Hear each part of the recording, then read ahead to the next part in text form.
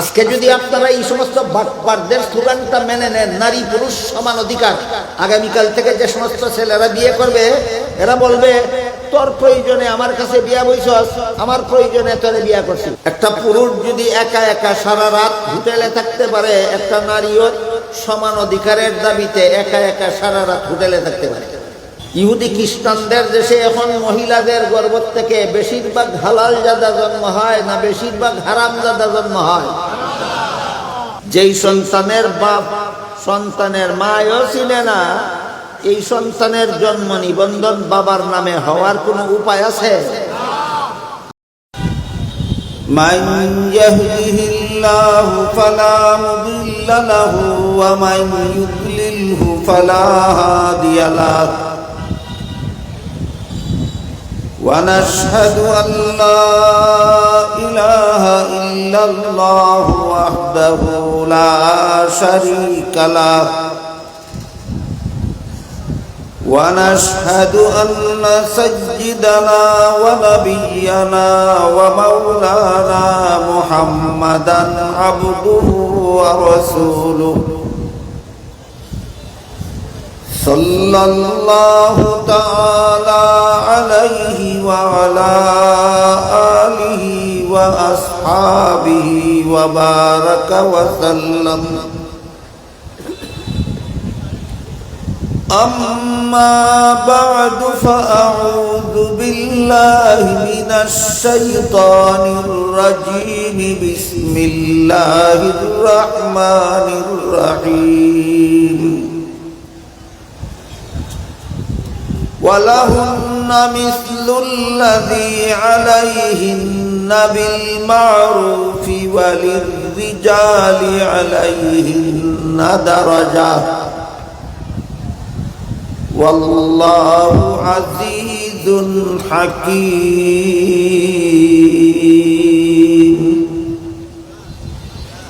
بارك الله لنا ولكم في القرآن العظيم ونفعنا وإياكم بالآيات والذكر الحكيم শ্রদ্ধেয় সভাপতি হযরত উলামায়ে কেরাম, দূর দূরান্ত থেকে আগত সর্বস্তরের মুসলমান ভাইয়েরা আমার, পর্দার আড়ালে বসা আমার মা ও বোনেরা, আমি আশা করি আপনারা বিজ্ঞাপনে দেখে থাকবেন আজকে আমার সূরাতুল বাকারার 228 নম্বর আয়াতের তাফসীর অবলম্বনে আমার আলোচ্য বিষয় নারীর মর্যাদা ও অধিকার। নারীর মর্যাদা ও অধিকার এই বিষয়ের উপর আলোচনার প্রয়োজন হলো কেন? কারণ আমাদের সমাজে যথেষ্ট পরিমাণ শিক্ষিত লোক আছেন যারা নারী পুরুষের সমান অধিকারের আন্দোলন করে। এই সমান অধিকার আন্দোলনটা ইসলামের দৃষ্টিতে আল্লাহর বিধানে কতটুকু সঠিক বা বেঠিক এটা বোঝা সমস্ত মুসলমানদের দায়িত্ব। তাই ইসলাম নারীকে কি পরিমাণ মর্যাদা এবং অধিকার দিয়েছে এটা যদি আপনার জানা না থাকে,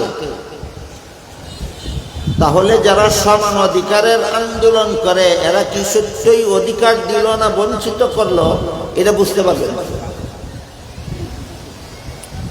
সমান অধিকারের দাবিদাররা সত্যই কি নারীর অধিকার দিতে চায়, না তাদেরকে এই স্লোগানের আড়ালে নারীদেরকে তাদের অধিকার এবং মর্যাদা থেকে বঞ্চিত করার নীল নকশা বাস্তবায়নে মাঠে নেমেছে? এটা আপনারা ততক্ষণ পর্যন্ত বুঝতে পারবেন না যতক্ষণ পর্যন্ত জানা থাকবে না যে ইসলামে নারীর মর্যাদা এবং অধিকার কি পরিমাণ আছে। এ প্রসঙ্গে আমরা প্রথমেই স্মরণ রাখি, নারী পুরুষের সমান অধিকার স্লোগানটা এটা আজকাল মুসলমান সমাজে যে সমস্ত শিক্ষিত মুসলমান এই স্লোগান দিয়ে থাকেন, এদের নিজেদের মস্তিষ্ক প্রসূত নয়, এটা এদের মাথা ঘামানো কথা নয়। নারী পুরুষের সমান অধিকার স্লোগানটা এটা খ্রিস্টানদের কাছ থেকে আমদানি করা একটা স্লোগান, এবং খ্রিস্টানদের সমাজে এই স্লোগান দেওয়ার একটা ইতিহাস আছে। খ্রিস্টানেরা কখন থেকে কোন কারণে নারী পুরুষ সমান অধিকার স্লোগান দিল এবং নারী পুরুষের সমান অধিকারের আন্দোলনে খ্রিস্টানেরা কি ফলাফল পেল, সেই ইতিহাসের আলোকে আমাদের বুঝতে হবে মুসলমান সমাজে যারা নারী পুরুষ সমান অধিকারের আন্দোলন করে এরা আসলে এই আন্দোলনটা খ্রিস্টানদের কাছ থেকে আমদানি করেছে এবং মুসলমান সমাজে খ্রিস্টানদের মতবাদ চালু করার জন্য খ্রিস্টানদের দালালি করে। তাই আমরা খ্রিস্টান সমাজের এই স্লোগানের ইতিহাসটা আগে বোঝার চেষ্টা করি। আজ থেকে প্রায় 300 বছর আগে দুনিয়ার ইহুদি খ্রিস্টানেরা নারীদেরকে মানুষ মনে করত না, এরা নারীদেরকে জীব জন্তুর সমতুল্য মনে করত। এরা বলতো আল্লাহ যেমন গরু ছাগল হাঁস মুরগিরা নামের বিভিন্ন জীব জন্তু সৃষ্টি করেছেন মানুষের উপভোগের জন্য, ঠিক তেমনি ভাবে আল্লাহ নারী নামে এক প্রকার জন্তু সৃষ্টি করেছেন মানুষের উপভোগের জন্য। মাত্র 300 বছর আগের কথা। আজ থেকে 300 বছর আগে দুনিয়ার ইহুদি খ্রিস্টানেরা নারীদেরকে মানুষ গণ্য করত না, জীব জানোয়ার গণ্য করত। এই কারণে তখনকার ইহুদি খ্রিস্টানেরা বাড়ি থেকে কোথাও যাওয়ার সময় যেমন ভাবে গরু ছাগলকে হয়তো বেঁধে রেখে যেত আর না হয় তালাবদ্ধ করে যেত, তেমনি ভাবে নারীদেরকেও তারা বাড়ি থেকে কোথাও যাওয়ার সময় বাড়িতে রেখে যাওয়ার সময় হয়তো বেঁধে রেখে যেত আর না হয় তালাবদ্ধ করে রেখে যেত। অবস্থা বুঝে থাকলে বলুন, আজ থেকে 300 বছর আগের ইহুদি খ্রিস্টানেরা নারীদেরকে মানুষ গণ্য করত না, জানোয়ার গণ্য করত। এই অবস্থায় সর্বপ্রথম তাদের সমাজে নারীরা অধিকার আদায়ের আন্দোলনে নামে। খ্রিস্টানদের সমাজের অবস্থাটা বুঝে থাকলে বলুন, আন্দোলনের বাস্তবিকই দরকার ছিল কিনা? ছিল। যেহেতু নারীকে মানুষই মনে করে না, কোথাও গেলে পশু জানোয়ারের মতো নারীকে বেঁধে রেখে যায়। এই জন্য এই অবস্থার প্রেক্ষিতে ইহুদি খ্রিস্টান সমাজের নারীরা পুরুষের বিরুদ্ধে অধিকার আদায়ের আন্দোলনে নামে। আন্দোলনে নামতে গিয়া তারা যে স্লোগানটা উদ্ভাবন করেছিল সেই স্লোগানটা ছিল, আমরা নারী পুরুষের সমান অধিকার চাই। এই হইল সমান অধিকার আন্দোলনের ইতিহাস। আমরা নারী পুরুষের সমান অধিকার চাই। অথচ এটা হলো আজ থেকে মাত্র 300 বছর আগের ঘটনা। অথচ আজ থেকে প্রায় 1500 বছর আগে আল্লাহ পাক রব্বুল আলামিন কোরআনের এই সূরাতুল বাকারার 228 নম্বর আয়াতের শেষের দিকে বলে দিয়েছেন, ওয়ালাহুন্না মিসলুল্লাযী আলাইহিন্না বিল মা'রুফ। নারীদের অধিকার আছে পুরুষের উপর, যেমন ভাবে পুরুষের অধিকার আছে নারীদের উপর, তবে তাদের পারস্পরিক অধিকারটা সমান অধিকার নয়। বরং পুরুষের উপর নারীদের অগ্রাধিকার আছে ন্যায্য, পুরুষের উপর নারীদের অগ্রাধিকার ন্যায্য। কোরআনে ১৫০০ বছর আগে নারীকে পুরুষের সমান অধিকার ঘোষণা করেছিল না অগ্রাধিকার? যেখানে ১৫০০ বছর আগে ইসলামে নারীদেরকে পুরুষের উপর অগ্রাধিকার দেওয়া হলো, সেখানে মাত্র ৩০০ বছর আগে খ্রিস্টান নারীরা পুরুষের বিরুদ্ধে আন্দোলনে নেমে সমান অধিকার চাইল কেন? এর একমাত্র কারণ এরা কোরআন জানেও না, মানেও না। দেখেন কথাটা বললেন, কোরআনে দিল ১৫০০ বছর আগে নারীদেরকে পুরুষের উপর অগ্রাধিকার, এরা ১২০০ বছর পরে সমান অধিকার চাইবে না। কারণ এরা কোরআন জানেও না, ইহুদি খ্রিস্টানেরা কোরআন জানেও না, মানেও না।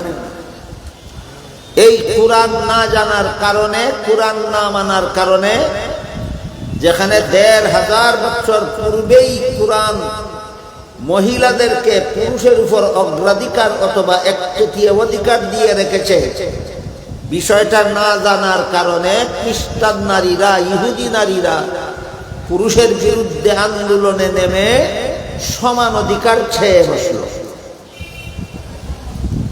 কথাটা বুঝে থাকতে বলুন, সমান অধিকার চাইয়া তারা জিতল না ঠগল? এটাকে বলে চাইতে গিয়েই ঠগা খাইল। চাওয়াতেই ঠগা খাইছো তুমি, তে পাইবা আর কি গুড়ার দিন। তাই এখানে আমরা আগে একটু বোঝার চেষ্টা করি যে ইসলাম নারীদেরকে পুরুষের সমান অধিকার নয়, বরং হয়তো অগ্রাধিকার দেয় আর না হয় একচেটিয়া অধিকার দেয়। ইসলাম নারীদেরকে পুরুষের সমান অধিকার দেয় না অগ্রাধিকার অথবা একচেটিয়া অধিকার? অগ্রাধিকার অথবা একচেটিয়া অধিকার। কিভাবে দেয় আমি একটু পরে বলছি। এর আগে ইহুদি খ্রিস্টান মহিলারা যে পুরুষের বিরুদ্ধে সমান অধিকার আদায়ের আন্দোলনে নামল, দীর্ঘদিনের আন্দোলনের পরিণতিতে ইহুদি খ্রিস্টানদের দেশের সরকারেরা তাদের সমান অধিকারের দাবি মেনে নিল। বর্তমান দুনিয়ার ইহুদি খ্রিস্টানদের দেশে সরকারিভাবে নারী পুরুষের সমান অধিকার আইন স্বীকৃত। বর্তমান দুনিয়ার ইহুদি খ্রিস্টানদের দেশে নারী পুরুষের সমান অধিকার আইন সরকারিভাবে স্বীকৃত। সরকারি আইন মতো একটা পুরুষের যে পরিমাণ অধিকার আছে সমাজে, একটা মহিলার সেই পরিমাণ অধিকার আছে। যখন সরকারিভাবে এই আইন স্বীকৃত হলো ইহুদি খ্রিস্টানদের সমাজে যে নারী পুরুষের সমান অধিকার, তখন ওই প্রশ্ন আসলো, পুরুষ যদি পথে ঘাটে হাটে মাঠে শহরে বন্দরে যেখানে সেখানে পাহারাদার ছাড়া একা একাই চলাফেরা করতে পারে, তাহলে নারীরা পথে ঘাটে হাটে মাঠে শহরে বন্দরে যেখানে সেখানে পাহারাদার ছাড়া একা একা চলতে পারবে না কেন? বাধ্য হইয়া তাদের সরকারি আইন মতে নারীদেরকে কোনো পাহারাদার ছাড়া এমনি যেখানে সেখানে চলাফেরা করার, বিচরণ করার ব্যবস্থা দিতে সেই দেশের সরকার এবং পুরুষেরা বাধ্য হলো, যেহেতু আইনত নারী পুরুষের সমান অধিকার। এর পরিণামে যা বিস্ফল, এর পরিণতি যে ভয়ঙ্কর পরিণতি, যে পরিণতির হাত থেকে বাঁচাবার জন্য ইসলামের স্বতন্ত্র বিধান রয়েছে, সেই বিধান তাদের না জানার কারণে, না মানার কারণে তারা নারীদেরকে পুরুষের সমান অধিকারের নামে নারীদেরকে যে পথে ঘাটে ছেড়ে দিল। একটা পুরুষ যদি একা একা সারা রাত হোটেলে থাকতে পারে, একটা নারীও সমান অধিকারের দাবিতে একা একা সারা রাত হোটেলে থাকতে পারে।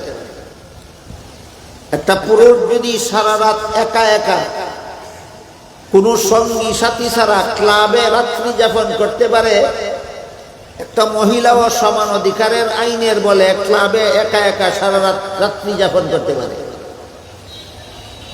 তাদের সমাজে একটা পুরুষ যেভাবে সমুদ্র সৈকতে একা একা সারা রাত্রি যাপন করতে পারে, সমান অধিকার আইনের বলে ইহুদি খ্রিস্টানের নারীরাও একা একা সমুদ্র সৈকতে রাত্রি যাপন করতে পারে। একটা পুরুষ যেভাবে একা একা সারা রাত জঙ্গলে কাটাতে কোনো বাধা নাই, সমান অধিকার আইনের বলে একটা মহিলাদেরও তাদের সারা রাত একা একা জঙ্গলে কাটাতে কোনো বাধা নাই। এই পরিস্থিতিটা সৃষ্টি হইল সমান অধিকার আইন পাশ হওয়ার কারণে। বুঝে থাকে বলেন ইহুদি খ্রিস্টানদের সমাজে এই যে একটা পরিস্থিতি সৃষ্টি হইল, এটা কোন আইন পাশ হওয়ার কারণে? সমান অধিকার আইন পাশ হওয়ার। এর পরিণতিতে যা হইল সেটা হইল তাদের ইহুদি খ্রিস্টানদের সমাজে বর্তমান দুনিয়াতে যত দেশে ইহুদি খ্রিস্টান আছে সবগুলি দেশে ইহুদি খ্রিস্টানদের সমাজে পথে ঘাটে হাটে মাঠে শহরে বন্দরে পার্কে ক্লাবে জঙ্গলে মহিলাদের মান ইজ্জত লুণ্ঠিত হয়ে গেছে। তাদের দেশে পথে ঘাটে মহিলাদের মান ইজ্জত লুণ্ঠিত হয়ে গেছে। তাদের দেশে মহিলাদের মান ইজ্জত ক্লাবে আর হোটেলে লুণ্ঠিত হয়ে গেছে। তাদের দেশে মহিলাদের মান ইজ্জত সমুদ্র সৈকতে আর জঙ্গলে লুণ্ঠিত হয়ে গেছে। বর্তমানে তাদের সমাজে যত মনুষ্য সন্তান, যত মানুষের সন্তান জন্ম হয়, এর সিংহভাগ হারামজাদা অবস্থায় জন্ম হয়। ইহুদি খ্রিস্টানদের দেশে এখন মহিলাদের গর্ভ থেকে বেশিরভাগ হালাল জাদা জন্ম হয় না বেশিরভাগ হারাম জাদা জন্ম হয়? এবার বলেন কোন আইনের ফসল? তাইলে বুঝতে পারছেন, কাহিনীটা বুঝতে পারছেন, সমান অধিকার আইনের ফসল। এই জন্য এই পরিস্থিতির থেকে তারা ফিরে আসার আর কোনো উপায় নাই। সমান অধিকার আইন পাশ করে মহিলাদেরকে ঘর থেকে বের করে দিয়েছে। মহিলারা পথে ঘাটে যেখানে সেখানে নিজেদের মান ইজ্জত লুণ্ঠন করে অবৈধ সন্তানগুলি নিজেদের পেটে ধারণ করার অভ্যাসে অভ্যস্ত হয়ে গেছে। এখান থেকে আর ফিরে আসার উপায় নাই। এই জন্য তাদের দেশের মেয়েরা বিয়ের আগেই সন্তানের মা হয়ে যায়। কবে হয়? বিয়ের আগে। সরকারি আইন আছে যে কোনো সন্তান জন্ম হলে পরে সরকারি অফিসে সন্তানের জন্ম তারিখ রেজিস্ট্রেশন করতে হবে, যেটাকে জন্ম নিবন্ধন বলা হয়। তাদের দেশে সন্তানের জন্ম নিবন্ধন বাবার নামে হয় না, মায়ের নামে হয়। আমি নিজের চোখে দেখেছি। বর্তমান দুনিয়ার ইহুদি খ্রিস্টানদের দেশে মানুষের সন্তানের জন্ম নিবন্ধন বাবার নামে হয় না, মায়ের নামে হয়। আপনাদের কারো বিশ্বাস না হইলে দেখে আসেন। আমার কথা ব্যতিক্রম পাইলে আসা যাওয়ার খরচ আমি দিব। তারপরেও দেখুন, ইহুদি খ্রিস্টানদের দেশের মানব সন্তানের জন্ম নিবন্ধন বাবার নামে হয় না, মায়ের নামে হয়। তার কারণ হলো সন্তানের বাবা কে এটা অন্য লোকে জানবে দূরের কথা, অনেক সময় সন্তানের মায়ে নিজেও জানে না। যেই সন্তানের বাপ সন্তানের মায়ও চিনে না, এই সন্তানের জন্ম নিবন্ধন বাবার নামে হওয়ার কোনো উপায় আছে? আপনাদের মনে প্রশ্ন জাগতে পারে যে দুনিয়ার কোনো মানুষে না চিনলেও মায়ে তো চিনার কথা। না, মায়েও চিনে না। এটা কিভাবে এবার শোনেন।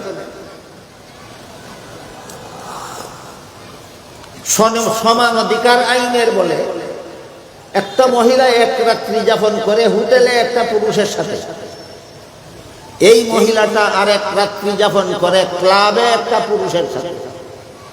এই মহিলাটাই আরেক রাত্রি যাপন করে সমুদ্র সৈকতে আরেকটা পুরুষের সাথে, এই মহিলাটাই আরেক রাত্রি যাপন করে জঙ্গলে আরেকটা পুরুষের সাথে। কোন পুরুষের সাথে রাত্রি যাপনের কারণে তার পেটে বাচ্চা আসলো সেটা সে নিজেও বুঝতে পারে না। এইভাবেই বর্তমান দুনিয়ার ইহুদি খ্রিস্টানদের দেশে মানুষের সন্তান জন্ম হয়। আপনারা কি বুঝতে পারলেন ইহুদি খ্রিস্টানদের দেশে মানুষের সন্তান কেমনে জন্ম হয়? হারামজাদা হইয়া জন্ম হয়। এইভাবেই জন্ম হয়। যেই সন্তানের বাপ সমাজের অন্য মানুষের চিনতে দূরের কথা, সন্তানের মায়ও চিনে না।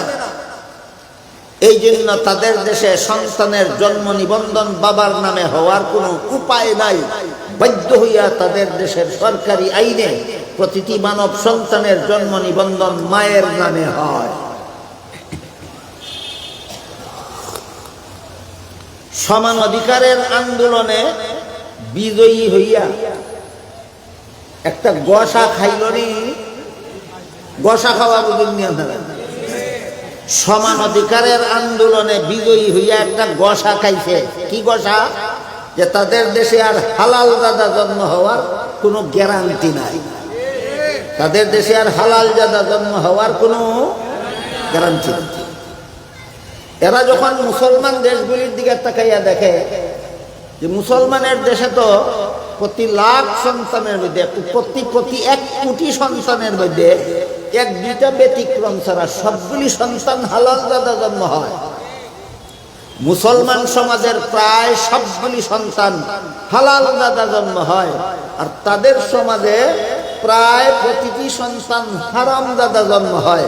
এর দ্বারা সারা বিশ্বের বিবেকবানদের কাছে ধরা পড়ে গেল সভ্য জাতি কারা আর অসভ্য জাতি কারা।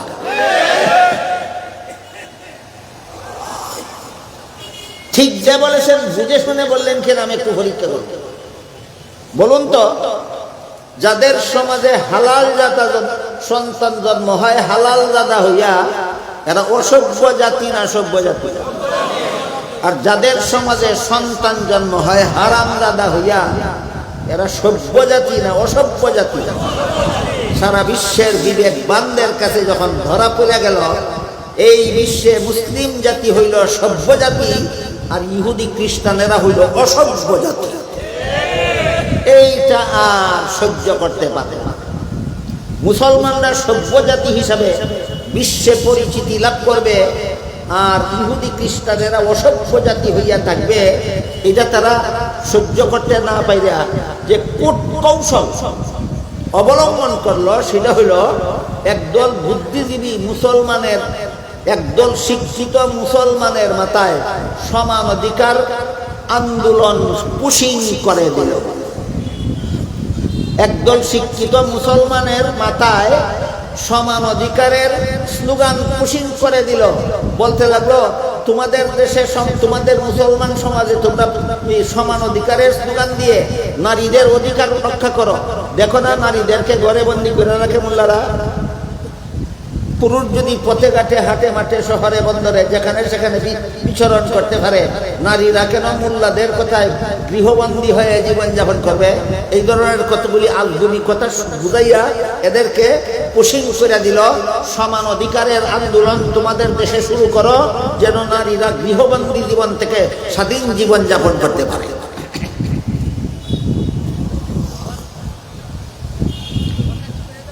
এই তাদের পুশিং করা স্লোগান মুসলমান সমাজের একদল জ্ঞান পাপী তথাকথিত শিক্ষিতদের মাথায় ঢুকল। বুঝলেন সমান অধিকারের ইতিহাস? বুঝলেন কি সমান অধিকারের ইতিহাস? এই কুচতুর ইংরেজরা খ্রিস্টানেরা তাদের সন্তান হারাম দাদা জন্ম হয়, মুসলমানের সন্তান হালাল দাদা জন্ম হয়। এমতাবস্থায় যদি তারা বলে যে আমাদের সন্তান যেখানে হারাম দাদা হইয়া জন্ম হয় সেখানে তোমাদের সন্তানকেও হারাম দাদা বানাইয়া জন্ম না দিলে আমাদের মান সম্মান থাকে না, কাজেই তোমাদের মহিলাদেরকেও ঘর থেকে বের করে দাও যেন তোমাদের সন্তান হারাম দাদা হইয়া জন্ম হয়, তাইলে কোনো মুসলমানের কুত্তাও এই প্রস্তাব গ্রহণ করবে না। এই জন্য ডাইরেক্ট এইভাবে না বলে একদল বুদ্ধিজীবী মুসলমানের মাথায় পুশিং করে দিল, তোমাদের মোল্লারা মহিলাদেরকে গৃহবন্দী করে জীবন কাটায়, এদেরকে স্বাধীন করার জন্য তোমাদের দেশে নারী পুরুষ সমান অধিকার আন্দোলন করা দরকার। সুতরাং ইহুদি খ্রিস্টানদের কাছ থেকে আমদানি করে একদল শিক্ষিত মীর জাফর মার্কা মুসলমান ইহুদি খ্রিস্টানের দালাল মুসলমান সমাজে নারী পুরুষ সমান অধিকার আন্দোলন চালাচ্ছে।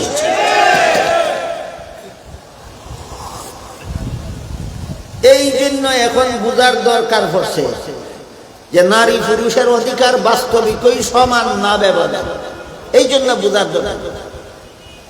সমান অধিকারের স্লোগান দিয়া সমান অধিকারের আইন পাস করিয়া ইহুদি খ্রিস্টান জাতি জিতল না ঠগা খাইল। তাদের এই আইনের কারণে তাদের মা বোনের মান ইজ্জত রইল না ফতে কাটে গেল। এই দেশের যারা আমাদের দেশের যে সমস্ত জ্ঞান পাপীরা পথে ঘাটে মা বোনের মান ইজ্জত লুটে নিতে চায়, আমাদের দেশের যে সমস্ত জ্ঞান পাপীরা আপনাদের মা বোনের পেটে হারামজাদা জন্ম দিতে চায়, এরা ইহুদিদের খ্রিস্টানদের কাছ থেকে এই হারামজাদা জন্ম দেওয়ার স্লোগান নারী পুরুষের সমান অধিকার স্লোগান আমদানি করেছে। তাই এবার আমরা বুঝার চেষ্টা করি সমান অধিকার থেকে আসলো, কার মাধ্যমে আসলো, কি কারণে আসলো বুঝার পরে এবার আমরা বোঝার চেষ্টা করব ইসলামে নারী পুরুষের সমান অধিকার না অগ্রাধিকার।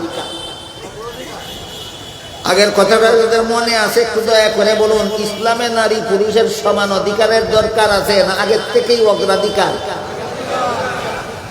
ইহুদি খ্রিস্টানদের নারীরা 16 আনা অধিকার থেকে বঞ্চিত ছিল, কোরআন জানতো না, কোরআন মানত না, এই জন্য সমান অধিকারের স্লোগান দিয়া ঠগা খাইল, মানিজ্যত পথে ঘাটে গেল, হারামজাদা জন্ম দেওয়ার ব্যবস্থা হইল।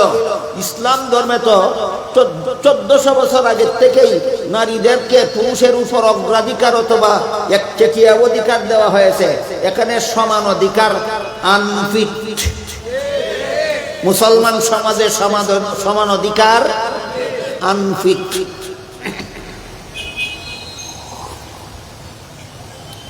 সূরা বাকারার 228 নম্বর আয়াতের যে অংশ আমি আপনাদের সামনে তিলাওয়াত করেছি, সেখানে আল্লাহ বলেন ওয়ালাহুন্না মিসলুল্লাযী আলাইহিন্না।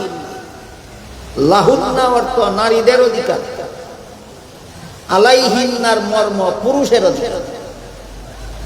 আয়াতের মধ্যে আল্লাহ নারীদের অধিকারের কথা আগে বলেছেন, পুরুষের অধিকারের কথা পরে বলেছেন। বুঝে থাকতে বলেন তো, সূরাতুল বাকারার 228 নম্বর আয়াতে আজ থেকে 300 বছর আগে আল্লাহ নারীদের অধিকার আগে বলেছেন। 300 বছর আগে না 1400 বছর আগে? 1400 বছর আগে আল্লাহ বলেছেন নারীর অধিকার আগে। আল্লাহ কুত্তার দলে 300 বছর আগে কয় অধিকার সমান হতে হবে। নারীর অধিকার আগে, পুরুষের অধিকার পরে। আপাতত আমরা এই কথাটার একটা উদাহরণের মাধ্যমে বোঝার চেষ্টা করি। ইসলামে নারীর অধিকার আগে কিভাবে আর পুরুষের অধিকার পরে কিভাবে? একটা মহিলা, একটা পুরুষ প্রাপ্তবয়স্ক হলে যেমন তার বিয়ের দরকার হয়, একটা মহিলাও প্রাপ্তবয়স্ক হলে তার বিয়ের দরকার। কাজেই একটা পুরুষের কাছে একটা মহিলাকে যখন বিয়ে দেওয়া হয়, তখন দেখা যায় বিয়ের আদ্য সম্পন্ন হওয়ার আগেই স্ত্রীর মোহরানা ধার্য করে ফেলতে হয়। কোন সময় মোহর সাব্যস্ত করতে হয়? আগদের পরে, আগদের আগে। এই মোহরটা কার অধিকার? এইটা মহিলার অধিকার। এরপর মৌখিক চুক্তি হোক, বিবাহের আগ্রহ হোক, অথবা সরকারি কাবিননামা হোক, এর মাধ্যমে পুরুষের পক্ষ থেকে, স্বামীর পক্ষ থেকে স্ত্রীর কতগুলি অধিকার আদায়ে অঙ্গীকার আবদ্ধ হতে হয়। সেটা হইল তোমার সারা জীবনের খোরাকি আমি দেব, যা আমার দায়িত্ব, তোমার অধিকার। 2 নম্বর, তোমার সারা জীবনের যত পোশাকের দরকার সেটা আমার কাছে তোমার প্রাপ্য অধিকার। 3 নম্বর, তোমার সারা জীবন সসম্মানে বসবাস করার জন্য যে বাড়িঘরের দরকার, এটা আমার কাছে তোমার প্রাপ্য অধিকার।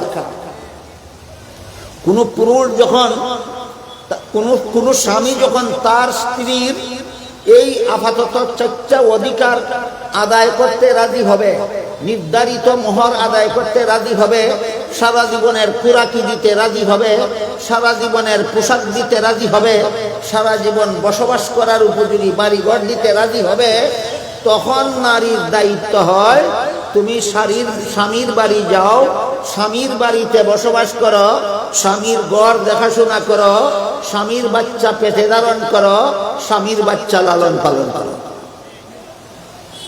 স্ত্রী স্বামীর ঘরে বসবাস করে, স্ত্রী স্বামীর ঘর দেখাশোনা করবে, স্ত্রী স্বামীর অনুপস্থিতিতে স্বামীর ঘরের মাল সামানা দেখাশোনা করবে, স্ত্রী স্বামীর সন্তান পেটে ধারণ করবে, স্ত্রী স্বামীর সন্তানকে লালন পালন করবে। মোহর দেওয়ার আগে না পড়ে, খুরাকি দেওয়ার ওয়াদা করার আগে না পড়ে, সারা জীবনের পোশাক দেওয়ার ওয়াদা আগে করার আগে না পড়ে, সারা জীবন বসবাস করার উপযোগী বাড়িঘর দেওয়ার ওয়াদা করার আগে না পড়ে। এবার বলুন কার অধিকার আগে? নারীর অধিকার আগে। তাই আল্লাহ বলেন লাহুন্না, নারীদের অধিকার আগে, তোমরার অধিকার পুরুষের অধিকার পরে। এখানে স্বামী স্ত্রী দুইজনের কতগুলি অধিকার আমরা পরিষ্কার ভাবে। স্বামীর কাছে স্ত্রীর অধিকার হলো সে মোহরানা পাবে। কিভাবে? স্বামীর কাছে স্ত্রীর অধিকার হলো সে সারা জীবনের খুরাকি পাবে। স্বামীর কাছে স্ত্রীর অধিকার হলো সে সারা জীবনের পোশাক পাবে। স্বামীর কাছে স্ত্রীর অধিকার হলো সারা জীবন বসবাস করার উপযোগী বাড়িঘর পাবে। আর যদি মুসলমান হয় স্বামী স্ত্রী দুজন, তাহলে সবচেয়ে বড় অধিকার হলো মুসলমানের মতো জীবনযাপনের ব্যবস্থা দিতে হবে। স্বামী স্ত্রী দুইজন যদি মুসলমান হয়, তাহলে স্বামীর কাছে স্ত্রীর সবচেয়ে বড় অধিকার হলো মুসলমানের মতো জীবনযাপনের ব্যবস্থা দিতে হবে। এবার আমরা একটা একটা করে গুনে দেখি স্বামীর কাছে স্ত্রীর অধিকার কতগুলি। 1 নম্বর মোহর, 2 নম্বর পোশাক, 3 নম্বর খাদ্য, 4 নম্বর বাড়িঘর, 5 নম্বর মুসলমানের মতো জীবনযাপনের ব্যবস্থা। এই 5টা অধিকার স্ত্রীর দিতে যখন স্বামী আগে যখন দিতে রাজি হয়, তখন স্বামীর অধিকার স্ত্রীর উপর প্রতিষ্ঠিত হয়। এখন তোমার উপর আমার অধিকার হলো তুমি আমার বাড়িতে বসবাস করবে, তুমি আমার ঘর দেখাশোনা করবে, তুমি আমার ঘরের মাল সামান দেখাশোনা করবে, তুমি আমার বাচ্চা গর্ভে ধারণ করবে, তুমি আমার বাচ্চাকে লালন পালন করবে। স্ত্রীরও 5টা অধিকার, স্বামীরও 5টা অধিকার ইসলামের বিধান মতে। বুঝে থাকলে এবার বলুন কারটা আগে? এই জন্য আল্লাহ বললেন ওয়ালাহুন্না মিসলুল্লাযী আলাইহিন্না বিল মারুফ, নারীদের অধিকার তোমাদের উপর আগে আর তোমাদের অধিকার নারীদের উপর পরে। বুঝে থাকলে এবার বলুন সূরাতুল বাকারার 228 নম্বর আয়াতে আল্লাহ নারী পুরুষ সমান অধিকার সাব্যস্ত করে দিয়েছেন না নারীর অগ্রাধিকার সাব্যস্ত করে দিয়েছেন। আরেকটা উদাহরণ দিই শুনুন। আপনারা কি মনে করেন ইহুদি খ্রিস্টানদের কাছ থেকে আমদানি করা নারী পুরুষের সমান অধিকার মতবাদের মাধ্যমে আপনাদের সমাজে মহিলাদের মান-ইজ্জত পথে ঘাটে লুণ্ঠিত হোক, সেটা কি আপনারা চান? তাদের মতো আপনাদের সন্তান হারামজাদা হইয়া জন্ম হোক, এটা কি আপনারা চান? তাহলে এইগুলির দাঁত ভাঙ্গা জবাব কোরআনে যেভাবে দেওয়া আছে সেভাবেই আপনাদের সকলের বুঝতে হবে। এবার ইসলামে নারীর অগ্রাধিকারের আরেকটা উদাহরণ দিচ্ছি শুনুন। ইসলামের বিধানে কোনো বাবার ঘরে যদি একটা ছেলে জন্ম হয়, ছেলেটাকে লালন পালন করা বাবার দায়িত্ব হয় কতদিন? ছেলেটার নাবালক তাকে যতদিন। এটা মনে রাখেন, এটা ইসলামের বিধান। ইসলামের বিধানে বাবার ঘরে যখন কোনো ছেলে জন্ম হয়, ছেলেকে লালন পালনের দায়িত্ব বাবার উপর বর্তায় কতদিন? ছেলে নাবালক থাকবে যতদিন। কিন্তু এই বাবার গর্ভে যদি একটা মেয়ে জন্ম হয়, ইসলামের বিধান বলে নাবালক সাবালক প্রশ্ন নাই, যতদিন পর্যন্ত মেয়ের বিয়ে না হবে ততদিন পর্যন্ত লালন পালনের দায়িত্ব বাবার উপর বর্তায়। এই দুইটা বিধান ইসলামের বুঝে থাকলে বলুন। ছেলে লালন পালন করা, ইসলামের বিধানে ছেলে লালন পালন করার দায়িত্ব বাবার উপর বর্তায় কতদিন? নাবালক থাকবে যতদিন। আর ইসলামের বিধান মতো মেয়ে লালন পালনের দায়িত্ব বাবার উপর বর্তায় কতদিন? বিয়ে না হবে যতদিন। সুতরাং জীবনের শুরুতেই বাবার সম্পদে লালিত পালিত হওয়ার অধিকার ছেলে মেয়ে সমান পাইল না মেয়ে অগ্রাধিকার পাইল? তাইলে যারা সমান অধিকার মুসলমানের সমাজে যারা জপে গন্ড মূর্খের দল, কি গুড়ার ডিম বলে সমান অধিকার কাকে বলে?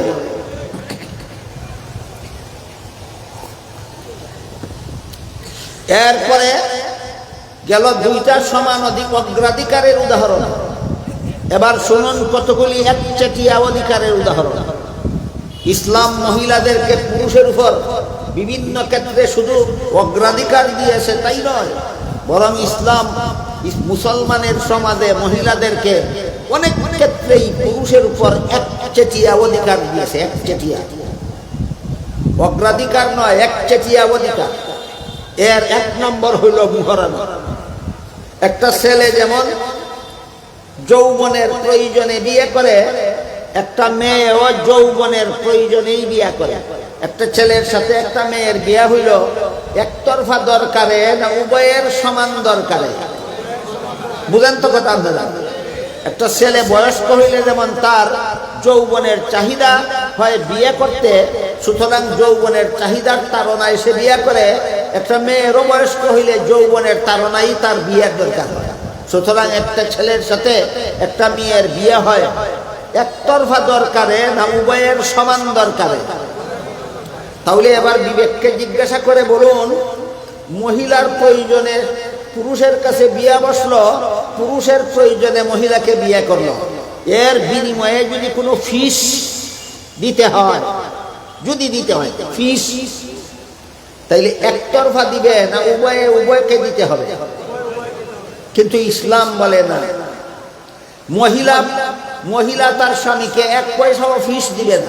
আপনাদের অফিসিয়াল ভাষায় ফিস বলতে পারেন, ইসলামের পরিভাষায় এটার নাম ওই মোহর।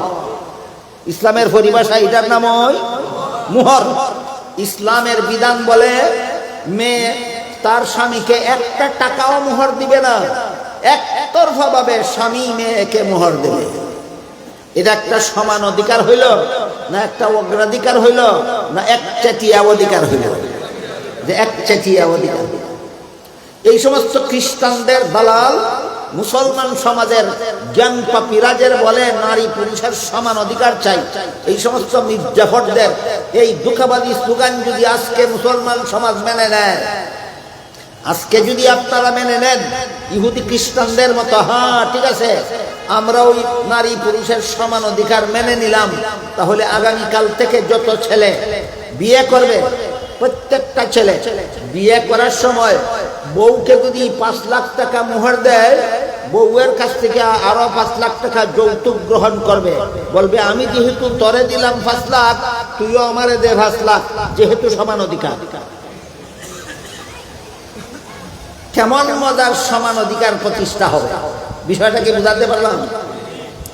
আজকে যদি আপনারা এই সমস্ত বাটপারদের স্লোগানটা মেনে নেন, নারী পুরুষ সমান অধিকার, আগামীকাল থেকে যে সমস্ত ছেলেরা বিয়ে করবে এরা বলবে তোর প্রয়োজনে আমার কাছে বিয়া বইছস, আমার প্রয়োজনে তোরে বিয়া করছি, আমি যদি তোরে 5 লাখ টাকা মোহর দিতে হয়, তুইও আমারে 5 লাখ টাকা যৌতুক দে, যেহেতু সমান অধিকার। তাহলে সমান অধিকার প্রতিষ্ঠিত হলে সত্যই নারীরা অধিকার পাবে না অধিকার থেকে বঞ্চিত হবে? এই জন্য আমি বলি, যারা মুসলমান সমাজে যারা সমান অধিকার জপে, এদের মাথায় গোবর ছাড়া আর কিছু নাই। এরপরেও যেখানে ইসলামের বিধানে নারী পুরুষ দুইজন বিবাহ বন্ধনে আবদ্ধ হওয়ার বিনিময়ে ফিস বলেন মোহর বলেন দিতে হবে একতরফা ভাবে, স্বামীর পক্ষ থেকে স্ত্রীকে, স্ত্রীর পক্ষ থেকে স্বামীকে দেওয়ার কিছু নাই, এমনকি স্বামী স্ত্রীর কাছ থেকে চেয়ে নেওয়ারও কোনো অধিকার নাই, আমাকে দাও বলারও কোনো অধিকার নেই। এরপরেও আমাদের সমাজে ফাঁকে ফাঁকে মাঝে মধ্যে ছেলে বিয়ার আগেই মেয়ের বাপের সাথে কন্ট্যাক্ট করে, যদি একটা হুন্ডা দাও তাইলে বিয়া করবো, করেনি এরকম?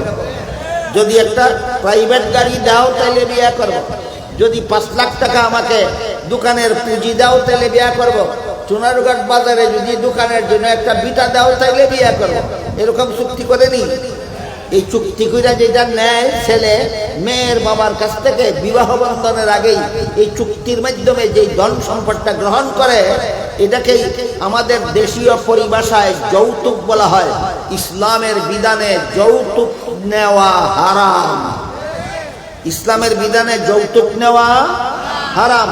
মোহর দেওয়া ফরজ, মোহর দেওয়া ফরজ, যৌতুক নেওয়া হারাম। মোহর দেওয়া ফরজ, যৌতুক নেওয়া হারাম। সমান অধিকারের কারণে না স্ত্রীর 1/3 অধিকারের কারণে? তাইলে ইসলামের সমান অধিকার দেওয়া হয়েছে না অগ্রাধিকার অথবা 1/3 অধিকার দেওয়া হয়েছে? গেল মোহরের ব্যাপার। এরপরে দেখুন, বিবাহ বন্ধনে আবদ্ধ হওয়ার পর থেকে স্ত্রীকে সারা জীবনের পোশাক দেওয়া, এটা স্বামীর কাছে স্ত্রীর অধিকার। স্ত্রী দিবে, স্বামী স্ত্রীর সারা জীবনের পোশাক দিবে। স্ত্রী স্বামীকে পোশাক দেওয়ার কোনো দায়িত্ব নাই, স্ত্রীর সকল পোশাক দেওয়ার দায়িত্ব পুরুষের। আজকে থেকে যদি আপনারা এই বাটপারদের স্লোগান মেনে নেন, এই সমান অধিকারের কথা আইনটা পাশ করে নেন, আগামীকাল থেকে যে সমস্ত ছেলেরা বিয়ে করবে এরা বলবে 1 বছর তোর পোশাক আমি দিব আর 1 বছর আমার পোশাক তুই দিবে, যেহেতু সমান অধিকার। কেমন মজার সমান অধিকার মনে করে? 3 নম্বর, পোশাক দিয়েই দায়িত্ব শেষ না সারা জীবনের খোরাকি? সারা জীবনের খোরাকি ইসলামের বিধানে কে দিবে কাকে? স্বামী দিবে স্ত্রীকে। আজকে যদি আপনারা সমান অধিকার আইন পাশ করে নেন, আগামীকাল থেকে যে সমস্ত ছেলেরা বিয়ে করবে এরা বলবে 1 বছর তোরে আমি লালন পালন করবো আর 1 বছর তুই আমারে লালন পালন করবে, যেহেতু সমান অধিকার। এরপরে খোরাকি দিয়েই শেষ না বসবাসের উপযোগী বাড়িঘর? উভয়কে দিবে না 1/3 ভাবে স্বামী তার স্ত্রীকে দিবে? আজকে যদি আপনারা সমান অধিকার মেনে নেন, আগামীকাল থেকে যে সমস্ত ছেলেরা বিয়ে করবে এরা বিয়ার সময়ই বউরে কইব তুই আমার বাড়ি আমার বাপের বাড়ি বসবাস করবে 1 বছর আর আমি তোর বাপের বাড়ি বসবাস করবো আর 1 বছর, যেহেতু সমান অধিকার। আমি কি আপনাদেরকে বোঝাতে পারলাম? এই সমান অধিকারের স্লোগানদারি তথাকথিত জ্ঞান পাপীদের মাথায় মস্তক আছে না গোবর আছে? এই গোবর নিয়ে চলে, গোবর নিয়ে চেঁচায়, গোবর মাথায় গোবর নিয়ে সমান অধিকারের স্লোগান দেয়। এই পর্যন্তই কথা শেষ নয়। এদেরকে বাটপার বললাম কেন? আসলে এরা কিছু না কিছু বুঝে। এতটুকু বুঝে যে আসলে নারী পুরুষ কোনোদিন সমান অধিকার হতে পারে না, এটা বুঝে তারাও।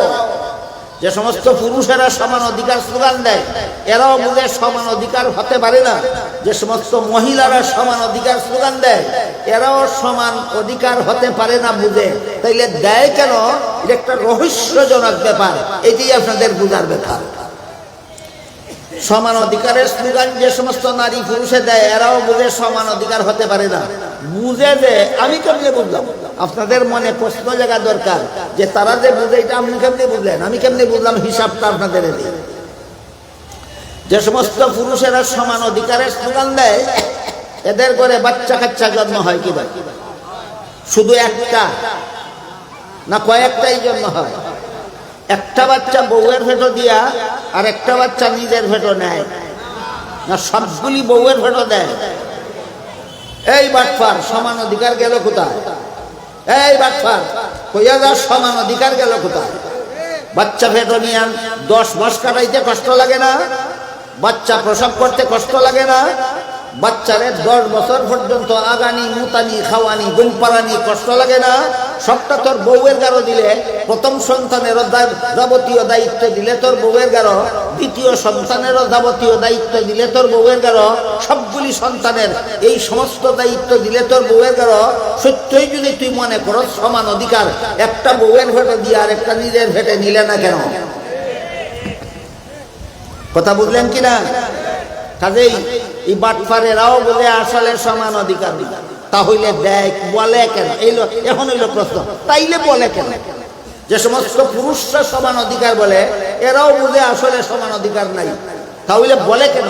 যে সমস্ত মহিলারা সমান অধিকার বলে এরাও বুঝে আসলে সমান অধিকার নয়, তাহলে বলে কেন? আপনারা যদি আমার কথার মধ্যে কোনো অশালীনতা আমার অনিচ্ছায় চলে আসে, দয়া করে মাফ করবেন। যদি বলেন তাহলে একটা কিচ্ছা কই আগে, এরপরে বাকি কথা বলবেন।